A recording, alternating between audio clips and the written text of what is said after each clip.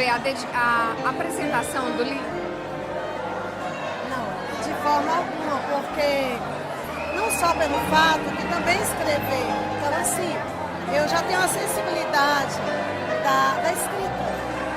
E prefaciar o livro, apresentar o livro da Cida Lemos, para mim, no primeiro momento, por ela ser minha prima, nós somos prima legítima, e eu tenho uma admiração muito grande pelo trabalho dela, ela também tem admiração pelo meu trabalho. Somos grandes amigas, além de primas, mas também pelo fato de uma noite de autógrafo, de ser mais uma produção, de ser mais um trabalho literário que você entrega para o mundo.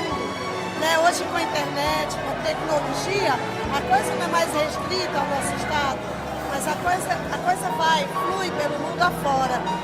Então a Cida, ela é uma poetisa considerada romântica, apaixonada. Ela conquistou um público e a esse público ela faz questão de ser fiel. Inclusive, conversando comigo, ela falou que poderia entrar por outras áreas da literatura, mas ela já conquistou um público e a esse público ela quer se manter.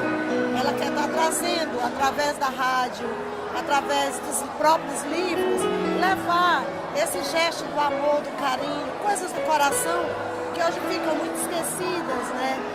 Com o mundo atual, com todo o mundo conturbado, com violência.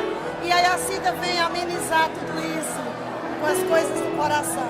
Então, Amor e Paixão, eu acho que culmina realmente o trabalho da Cida Lemos, como uma poetisa romântica. Então, para mim foi uma alegria estar participando e estar junto dela em todas as horas, de alegrias e tristezas. E Amor e Paixão está aí. Que os leitores se deliciem com tantos poemas lindos que realmente tocam o nosso coração.